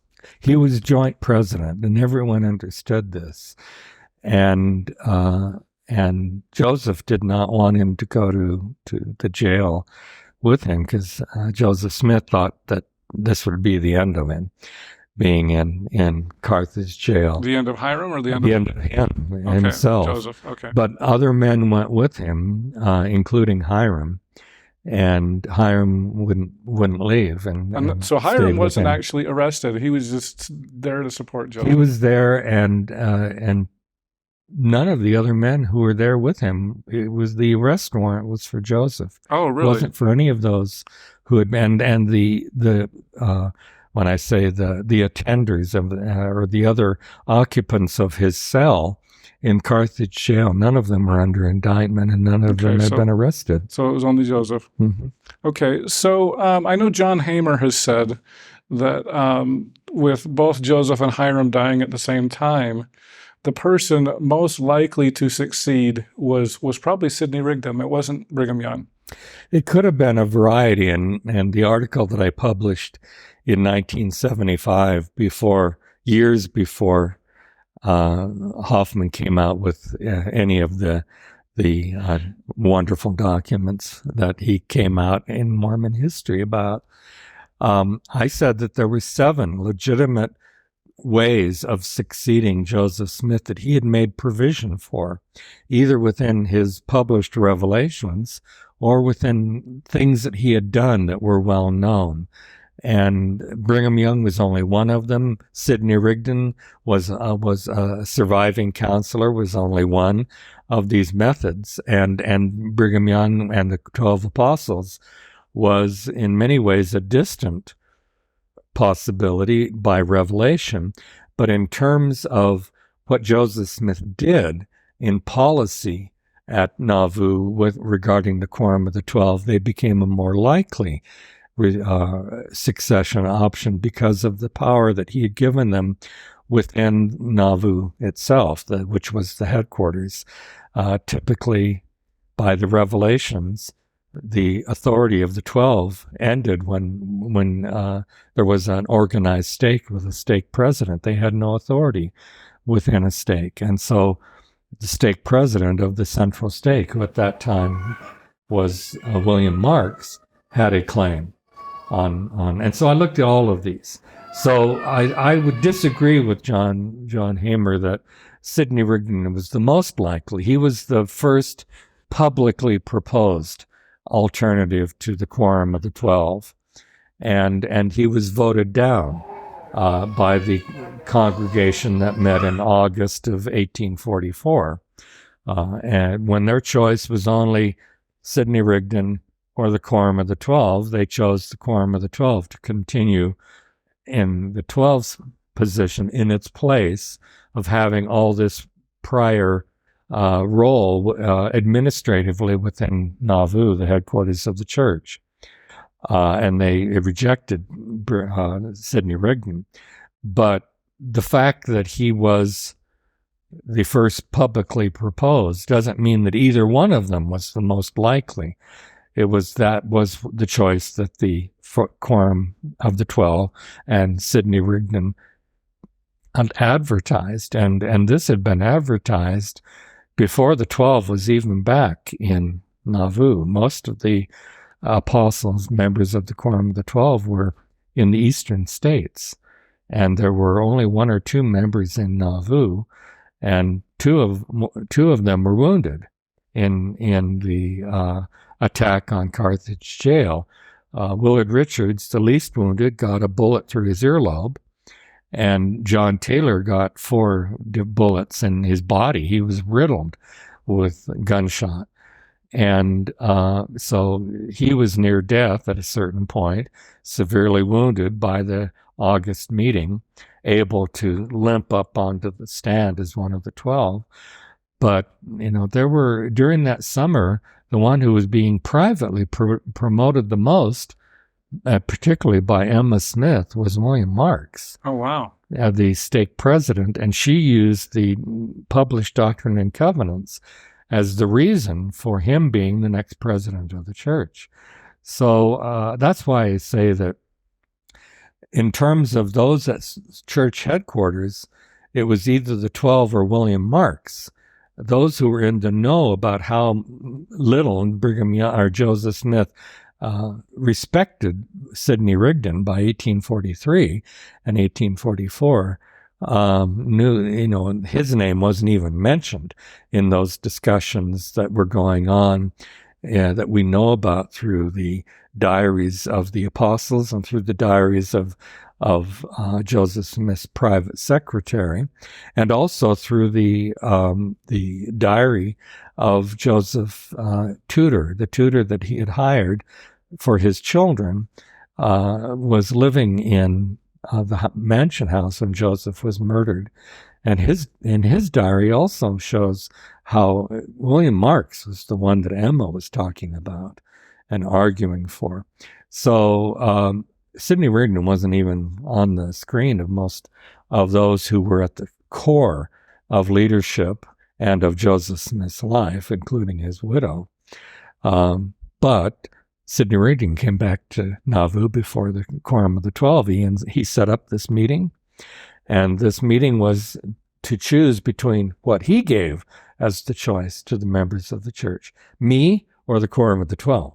And he thought sure that the church would choose him over this group, which was scattered around even at the death of Joseph Smith. Well, didn't William Marks support Sidney Rigdon as well? He did. So even though he could have made and there was a doctrinal revelatory reason that he could have been far more powerful an advocate of his own claim than the Quorum of the 12, who by the revelations had no authority in an organized stake. And he was president of the central stake at church headquarters, but he never advocated himself. If he had, it could have been really rough going for the Quorum of the 12, because it was easy to dismiss Rigdon, Sidney Rigdon, who was a loose cannon and mentally unbalanced, and people had known this for more than a decade. So why did Joseph pick Sidney as his vice presidential candidate? Because he had religious background. He was a minister, well known in the group that later became the Disciples of Christ, and he was a leader who was a very forceful speaker, where Joseph Smith wasn't. He knew the Bible as well as Joseph Smith. Joseph had virtually memorized it, but he was accustomed to public speaking for years before Joseph and he met one another. And that was not the case with Joseph. Joseph was shy.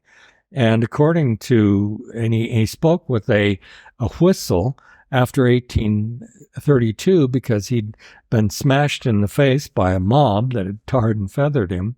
And so after 1832, at the time that he established counselors in a first presidency, he chose Sidney Rigdon as his spokesman, because Sidney Rigdon had, a presence. He was an orator who could sway crowds and often spoke to crowds for hours at a time. And Joseph Smith, one of the early devout members of the church, talked about a meeting where Joseph spoke, and then Sidney Rigdon spoke, and Hiram spoke, and the devout member of the church, who was Jared Carter, in his diary said, well, Joseph gave one of his pathetic sermons. Oh, really? Yeah. Wow. And then we heard a wonderful sermon by Sidney. Oh, wow. Yeah. So he was not known as a speaker in the 1830s. That changed. And by the 1840s, he impressed non-Mormons who heard him speak in Nauvoo. But that was a growth period for him. Okay. And in the 1830s, he was a very shy person. Okay, so you've said Sidney Rigdon, Brigham Young, and the Quorum of the 12, William Marks. Who are some of the other? The patriarch to the church, who at Joseph Smith's death or soon after was, his brother, William, who was not ordained patriarch until after Joseph Smith's death, and he was ordained by the Quorum of the 12, and he was himself a member of the 12. But as soon as they gave him the position of presiding patriarch, he began saying, I'm like Hiram Smith, who is patriarch of the church, and I have the right to be the president of the church. I mean, the 12 never regretted anything as much as they regretted letting him become the patriarch to the church. And he didn't last patriarch very long. No, right? not very long. This is 6 months? Yeah, and that's because Brigham Young has consolidated his support at headquarters and elsewhere, but primarily headquarters. And so that was another option. And a third option was a son, not just a patriarch, but a son. And his son was 11 and a half when he died. And that was Joseph III.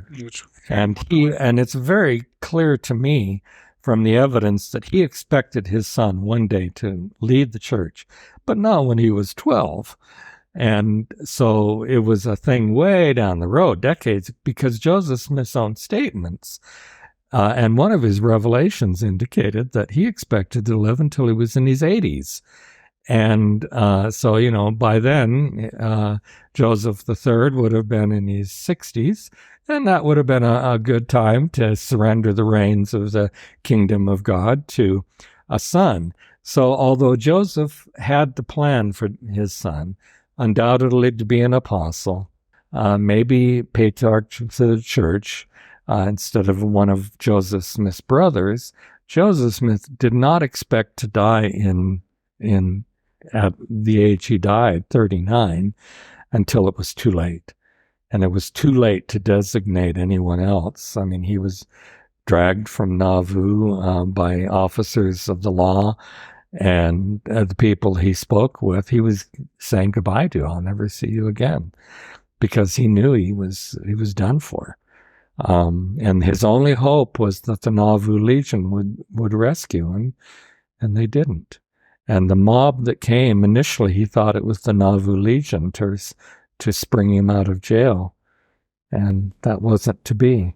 Well, and I guess Mark Hofmann even invented a letter about that from Jonathan Dunham. Yeah. Can you talk about that? Well, yeah, Jonathan Dunham allegedly, and according to members of the church, and these accounts were fairly well known in Utah, that members of the church in Utah said that Joseph had instructed Dunham to bring the Nauvoo Legion to Carthage and rescue him. And Nauvoo, the Nauvoo Legion, not too many people realize this, but as an organized military body, it was second only to the U.S. Army in 1844. And if Dunham had brought it to Carthage jail, the jailers couldn't turn away a mob of a little over 100, if that much. They certainly couldn't have turned away the 4,000-member Nauvoo Legion that Joseph Smith was the commander of. And the second in command in that time period was Dunham. And according to informants in Utah and some in Illinois, Joseph had given instructions that if I'm taken to jail, you are to rescue me. And that Dunham declined, because Dunham knew it would be a bloodbath if he did. Not at Carthage jail, but the aftermath. Because here Joseph Smith was accused of treason for destroying a printing press and a newspaper. What would have been the response of the governor and of all the other county sheriffs, including the county in which Nauvoo was located, if Dunham had brought a private army of Mormons to rescue Joseph Smith from county jail, where he'd been sent by legitimate authority and taken away from the rule of law? I don't think there would have been anything that could have stopped a united attack on Nauvoo by people in retaliation for this unlawful springing of Joseph Smith from Carthage jail. And so Dunham refused to obey the command. Now, I doubt that the command was written. I mean, because there wasn't a document, Hofmann forged one. But I think the stories that Dunham turned away from an obligation to save Joseph were circulated enough that it was something that he understood, at least as a verbal order from Joseph Smith. Okay, so you think that there really was a verbal order to spring Joseph? Really? Yeah. Where do you, I mean... Well, there were a number of people who, in talking about those who were at the jail, that, and I haven't looked at these documents for a long time, but there was a history of the Nauvoo Legion, for one. That was a manuscript history that I cited in the, I cited for another reason, but within that Nauvoo manuscript that was written sometime between 1845 and 1846, that Joseph had given the order to Dunham to rescue him, and that this was why Dunham was rejected. This was later stated by people and published in various accounts of Joseph Smith's death, written in by non-Mormons, some by iffy Mormons, in the 1850s and 1860s, as being a rumor that was being circulated. And the death of Dunham was often ascribed to guilt over having disobeyed that order, and that comes also out of this early history of the Nauvoo Legion that was written within Nauvoo, that because of guilt, he asked another member of the Nauvoo Legion, who happened to be a member of the Council of 50, the theocratic body, to kill him, to blood atone him, which was the term that was used for Dunham as a recompense for having allowed Joseph Smith to be murdered in the Carthage jail, rather than following his duty of rescuing him. And Joseph wouldn't have required that. I think Joseph was a forgiving person, but those who blamed Dunham for the act felt this sense of good riddance when he went off with a Native American whose identity we know, and disappeared in the wilderness, and everyone said, yeah, good riddance. Wow, that's interesting. Okay, so that was very interesting about Jonathan Dunham. I did not know that. So let's see. I think we've come across 5. The other 2, I think one was James Strang. James Strang, and it wasn't specifically James Strang. It was ordination as a specific successor. And originally, the precedent for that was David Whitmer. Joseph Smith had designated him in 1834 to be his successor. And so that was an option as well. And then the Council of 50 was the 7th. Oh, okay, the Council of 50. Okay, so what do you think about Strang's claim? Absolute fraud. Really? Oh, yes. Oh, wow. Why do you say that? The document itself was hand-printed. Okay. The signature was hand-printed. Oh, really? Joseph never did that. Okay. No, it's an absolute fraud. Absolute fraud. Yeah. I know that. But he was a charismatic fraud, which is why people followed him, because Brigham Young did not come across as charismatic, even though he spoke in tongues and sung in tongues, and he announced revelations, and he had dreams that he thought were very significant. But he was not perceived as a charismatic person. He came across in a different way. And none of the other potential ones came across as charismatic. Rigdon was a great speaker. He had a silver throat and silver tongue, but he was a loose cannon and mentally unstable, and many of the Nauvoo residents knew that.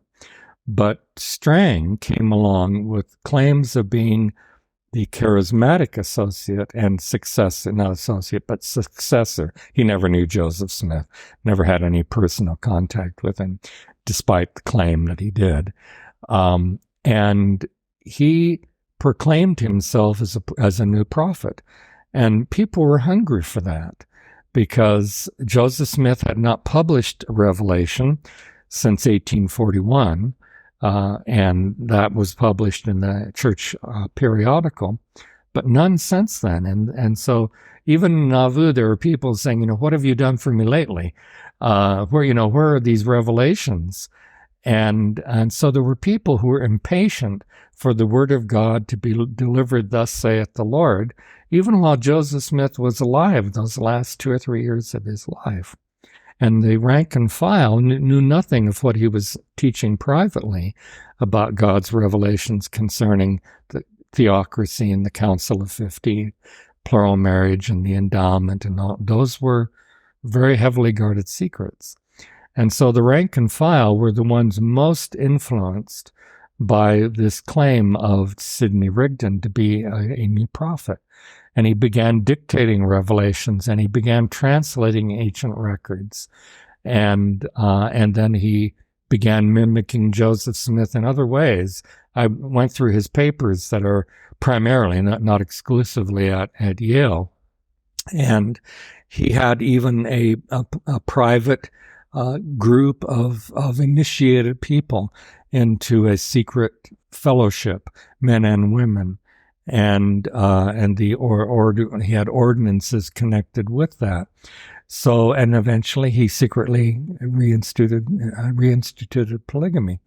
And because he was this charismatic alternative to Brigham Young, those who had already fallen out with Brigham Young for other reasons, like Joseph Smith's brother, William, and men like some members of the Council of 50, and others who saw Brigham Young as not the kind of leader that they wanted to follow, gravitated to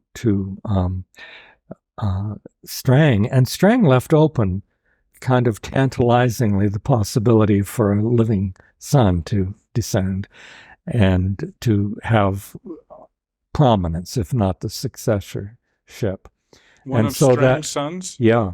Well, no, one of Joseph's. Oh, one of Joseph's sons. And so for this reason, members of Joseph Smith's family, his mother, his sister, and William Smith signed a document endorsing John Strang. Emma didn't sign the document, but nearly everyone else in the Strang family still living did. So Strang had a lot of pull as a member, and for a period of time, Strang's followers rivaled those who were following Brigham Young on the trail to Utah, and Brigham Young saw him as a real threat because Brigham wasn't, he had dictated this one revelation that became eventually part of the Doctrine and Covenants published in Utah, but most people knew of it only through excerpts published here and there. And Strang was just dictating one revelation after another and translating ancient scriptures that he had dug up. Yeah. John Hamer actually gave a presentation at Sunstone just a couple of months ago and said that he looked at I'm pretty sure it was the Vori plates, very short thing, but he said you could actually translate it. It's I'll be publishing it soon. Right. But John actually viewed it, and I'd be curious your opinion. He said that he felt like it was a more legitimate translation of these plates, which John's not claiming they're legitimate, but the translation of them makes more sense than, say, the Anthon transcript. John doesn't really believe in a historical Book of Mormon. Right. So, and I don't know how you feel about that. Do you have an opinion on the Book of Mormon? Yeah, I believe it's written based on an urtext. I believe it's tribal history, the way the Old Testament was tribal history, originally told around campfires, and that the Book of Mormon is based on an actual urtext, written urtext, gold plates, I believe in those. Okay. But I don't think that everything in the published 1830 Book of Mormon derives from that urtext, derives from, that's a German phrase, ur text, mean the original text. I don't believe that, there are things in there you can see as Joseph's misunderstanding of the Bible. You can see things in there that reflect attitudes of the people at the time. You can see things where he's reacting to attitudes of the people of the time. You can find that evidence there, and I can't deny it. And so I don't deny that there are 19th century evidences in the Book of Mormon. But there are other things that, as a faith claim, as well as other evidences in there that I find persuasive as relating to an urtext, relating to what had been written on gold plates. But Joseph Smith had no ability to translate any language in 1830. He later became acquainted with German. He later became acquainted with Hebrew. He never had any real acquaintance with any academic understanding of Egyptian. Even though Champollion's things had been published, he did not demonstrate any curiosity about that language along the lines that Champollion was promoting. But I believe that he was a translator in the way that he defined translation, which he also applied to his revelatory revision of the Bible. He never went back to the Latin texts, the Greek texts, the Hebrew texts that existed that he could have gone back to. He translated instead the Bible, as he called it, as a revelatory act. And that's how he translated the Book of Mormon. He looked in the hat, he had the seer stone, and he dictated the translation. And it was an act of revelation. It wasn't translation in the way that we define it. It sounds like you think it's kind of a combination of maybe a legitimate translation with some 19th century right, and that was how people define translation. I quoted in my analysis of the Book of Mormon what the American Encyclopedia at the time published in 1898, which was really based on the Encyclopedia Britannica, defined translation not as word for word, but as keeping the spirit of the original, keeping the general meaning of the original. That was the meaning of translation when Joseph Smith was a young man.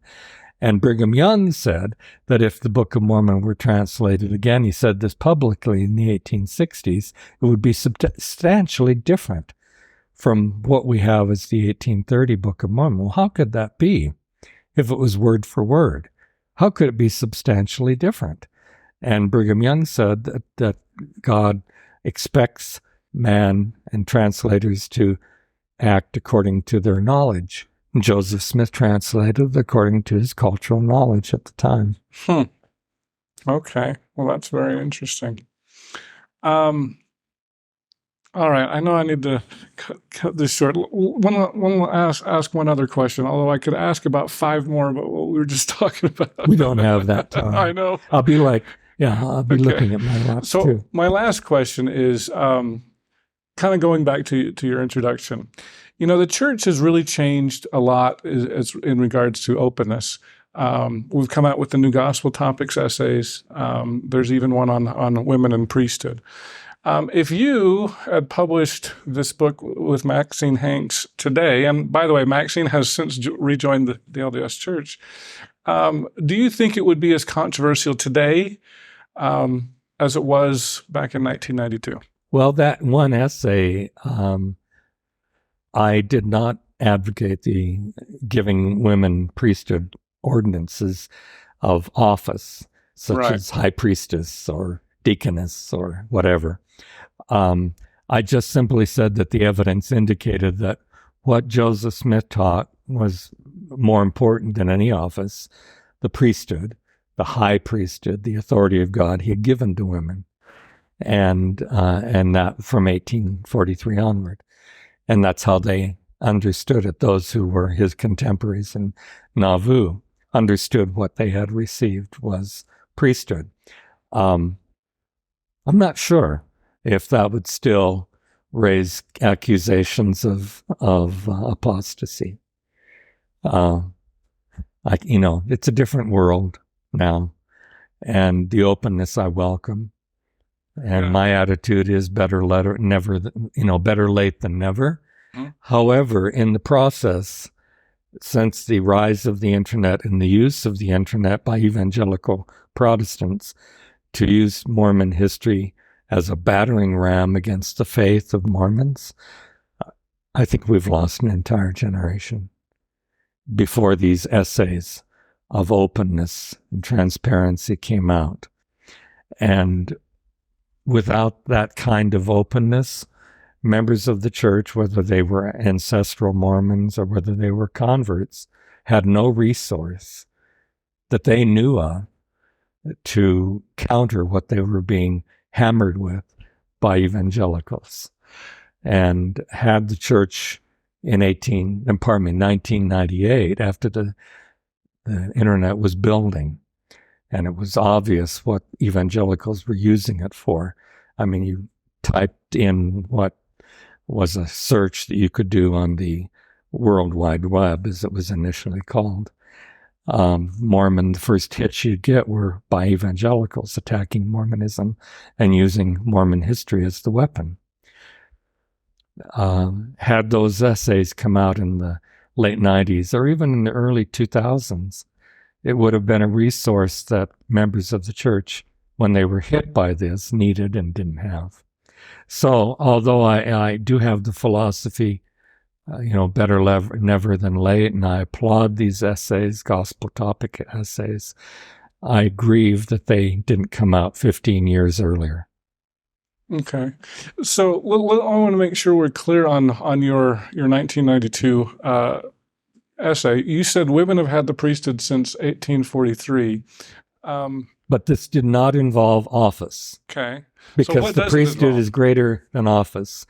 And offices were defined as appendages of the priesthood. Priesthood is the authority to act in the name of God, and women had that. So the authority to do what?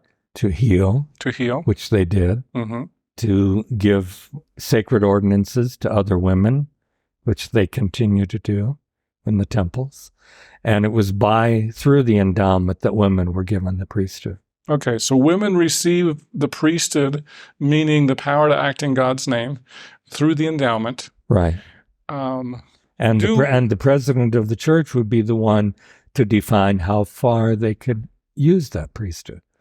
He praised them for healing. And so they had his blessing in healing. He said, I turn the key to you. Even before they'd received the priesthood, he organized them as the Women's Relief Society. Joseph Smith talked to them as queens and priestesses, even before they received the endowment. So where Joseph would have led the church and allowed women to go after 1844 is anyone's guess.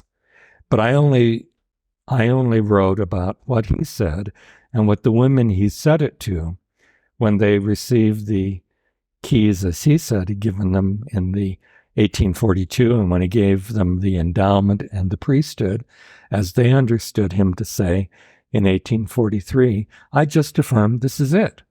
This is what they have, and this is why they've continued to talk about having priesthood. But women today don't understand that when they get the endowment that they get priesthood. No, they don't, and they should. Do men get a special priesthood with the endowment? No, they have to be ordained separately. So this endowment is different for men as it is for women. Yeah, I mean, the view of, I think, many of even leaders today is that men are the weaker sex, and that they need to be propped up more spiritually than women do. Okay. So men have to be ordained to the priesthood. Women receive priesthood when it's conferred on them in the endowment. And I think that, men do too, but they've already received it. They've received it separately as young men, as 12-year-olds, to prepare them for the endowment. Women don't need that kind of preparation. They're already spiritually endowed. And at least that's the stereotypical view. And I'm willing to adopt that because it's convenient to help people understand this issue, that women have a preparation that is separate for the endowment than men do. Okay. So what do you think about Kate Kelly's movement with ordained women? I understand it. I don't support it. You don't support it? No. I understand it. And I don't think it's necessary for women to be ordained to an appendage. Why not? Women don't need an appendage to have the priesthood. They've already got the priesthood. They've got the priesthood. But what about the idea that why couldn't a woman become a bishop, lead a congregation?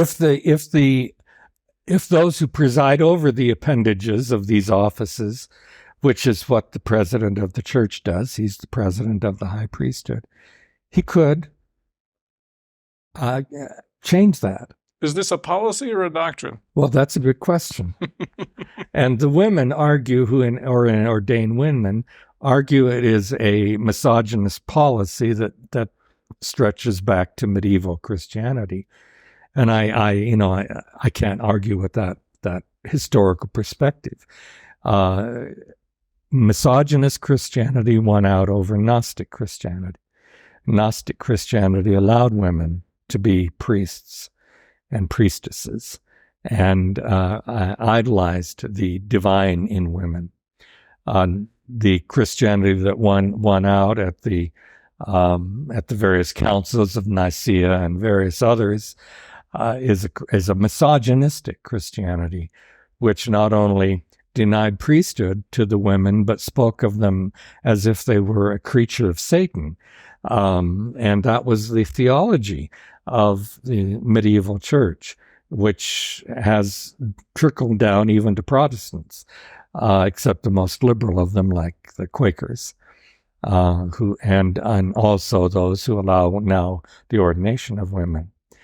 I don't revolt at the idea of the ordination of women, but I think the ordination of women in the Mormon context must come with the instructions, the blessing, if need be, the ordination authorized by the president of the church, who is the president of the high priesthood, which is what Joseph Smith said he was giving to women. Okay. So would you welcome if women could begin to lay hands on the sick like they used to? They have no need to ask anyone's permission to do that. Oh, really? No, in my view. So they could do that now with the temple endowment? Yeah. And when Joseph F. Smith was president of the church and he would travel to visit stake conferences and people would ask for blessings, he'd sometimes ask Jelina, his public wife of the multiple wives he had, to perform the ordinances of healing. And he would seal them and she would anoint. Oh, really? Yeah. Oh, I didn't know that. Oh, yeah. Wow. And when they performed them together, they both laid hands in the sealing ordinance of the healing. Wow. So it's like if it's good enough for the president of the church and sweet Jelina as a priestess in her own right, holding the priesthood, why isn't it right for somebody today? So if a woman did that today, do you think she'd get in trouble? Oh, yeah. Yeah. Yeah. But I think it's her right. It is her right. In my view. Mm-hmm. But it's a right that has been smothered. Okay. Not killed, but smothered. But you wouldn't support ordination to a high priest or... No. Why does a woman have to be ordained to an appendage? Which is how the scriptures themselves refer to these offices. These are all appendages to the priesthood. Well, isn't that... The apostle is an appendage to the priesthood. Bishop, elder are all apostles to the priest, are appendages to the priesthood.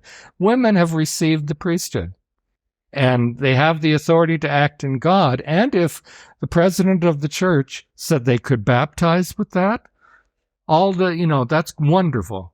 They don't need to be ordained to, they have the high priesthood. Why should they need it? Well, But the president of the church would have to say, because he's president of the high priesthood, you can do it. Well, let me ask you this question, because one of the big problems in Africa, in the 60s especially, under President McKay, was the fact that only white men could lead a congregation. Now, in 1978, that all changed, and so now we've got, one of the biggest areas of growth is in Africa. Right. But there is still a problem in the church, especially in the third world or developing countries, or however you want to phrase it, about more women are active. We don't have enough men. Wouldn't it behoove the church, especially in some of these congregations that are just 80% women, they don't have enough men, to have a woman be the branch president? Let me talk a little bit about the cultural imperialism of Mormonism.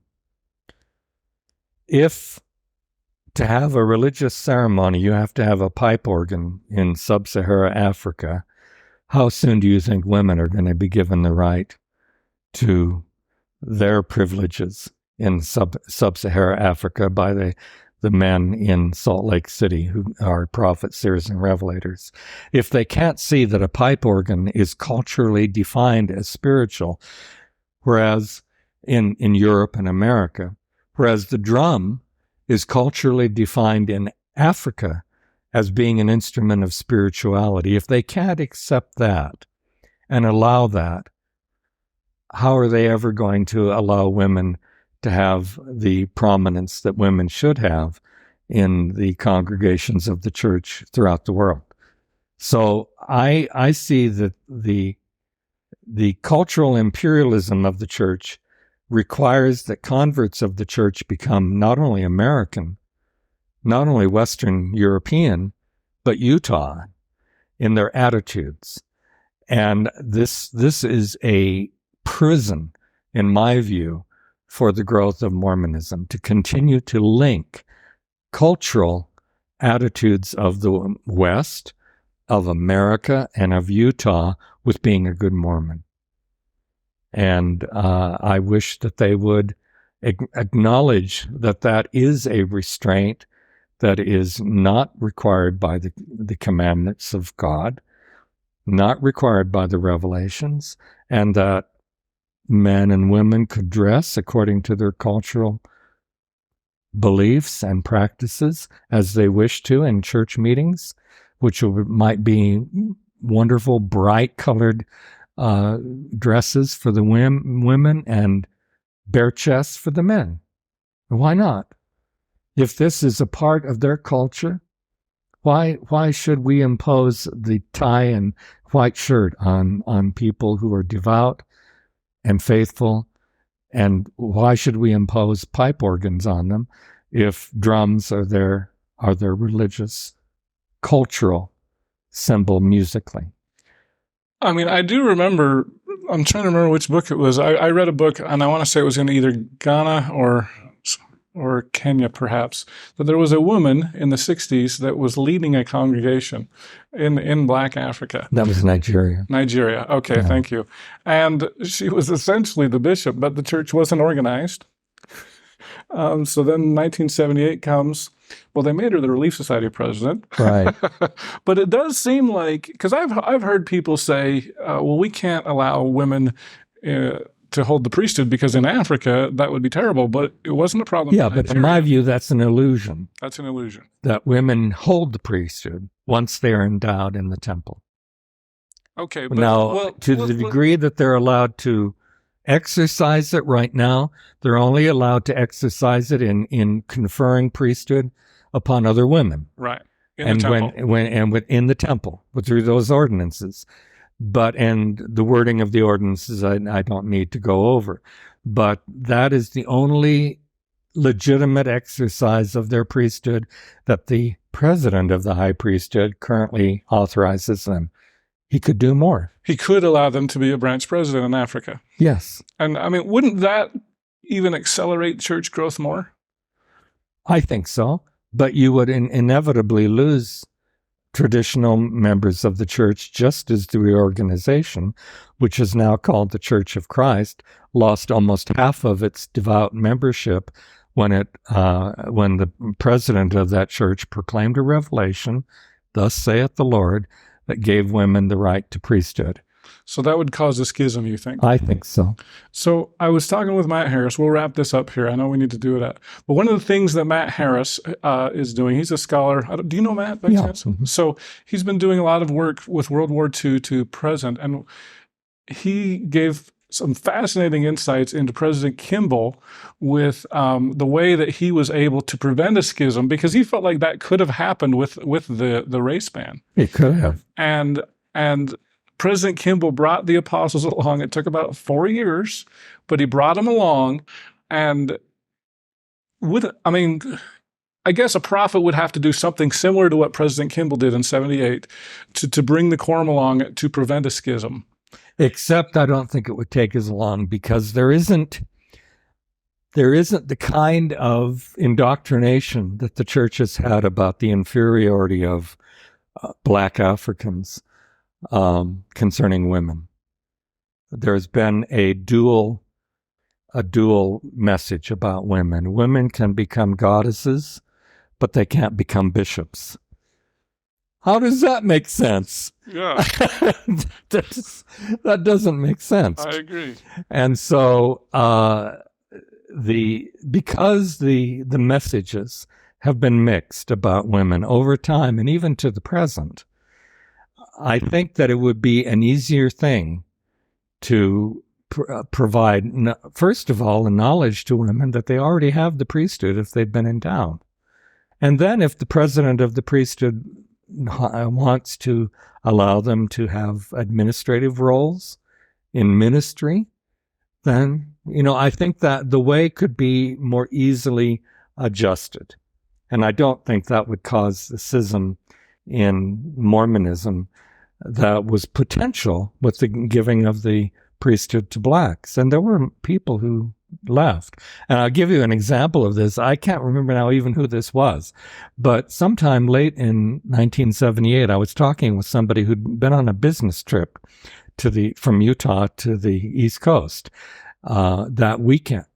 And so the announcement was made, and on Saturday he was up in Boston, and the one of the stakes there, maybe Boston Steak, was having steak meetings, and he attended them on Saturday. And he said everyone was celebrating, this wonderful announcement and how wonderful it is we have a living prophet who can make this change, that this is just warms our hearts. And then the next day he moved south because he had meetings in Columbia, South Carolina on Monday. And so he checked in to a hotel. He took an early flight to Columbia, South Carolina, and decided on the system of having morning and afternoon meetings to attend Columbia ward that had an afternoon meeting. He went into the meeting, and you know how Mormon meetings are, the chaos in the hallways, trying to keep people quiet in the church meeting space itself is always a problem. The organist has to lift up the volume and to drown out all the talking. He went into the South Carolina ward, Columbia, South Carolina. Absolute silence. People were walking like they were in a funeral in the halls. No one mentioned the announcement. The bishop did not have to call for quiet. Everyone was quiet and somber before the sacrament meeting began. As he began his remarks, not a single reference to the announcement of revelation that Spencer W. Kimball gave. Wow. And this was as witnessed by one guy in, going to church meetings in Boston compared to Columbia, South Carolina. So yes, I'm sure there were devout members of the church in the Deep South, and South Carolina isn't even the Deep South. I served my mission in South Carolina, in Columbia. Yeah, and although they certainly claim to be Southerners, but I'm sure there were devout members of the church who could not stomach that change. Mm-hmm. Wow. Yeah. I will say that there were not very many black people in most of the wards I served. So it was still tough back in the 80s. So. Yeah. And that was years after. Mm-hmm. So, yeah, it's prejudice or tradition, cultural traditions, can outweigh the power of a testimony, and whether it's in Jesus as a Christian, or whether it's in Joseph Smith in the Book of Mormon as Mormons in addition to the testimony of Christ. And sometimes that will drive people away from another faith tradition and go to a faith tradition where they're more comfortable culturally. All right. Well, Michael Quinn, I really appreciate the time you spent here, and once again, thank you for participating. Thanks for the opportunity.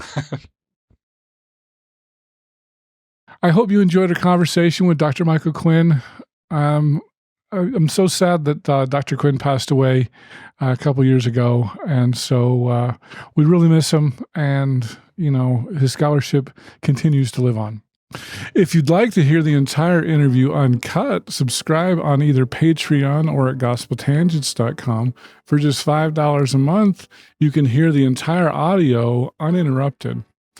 On our $10 tier, if you would like to see the whole video, you can see that either on youtube.com/gospeltangents, or I've got a special Facebook group devoted for full videos. So subscribe at gospeltangents.com and sign up for just $10 a month.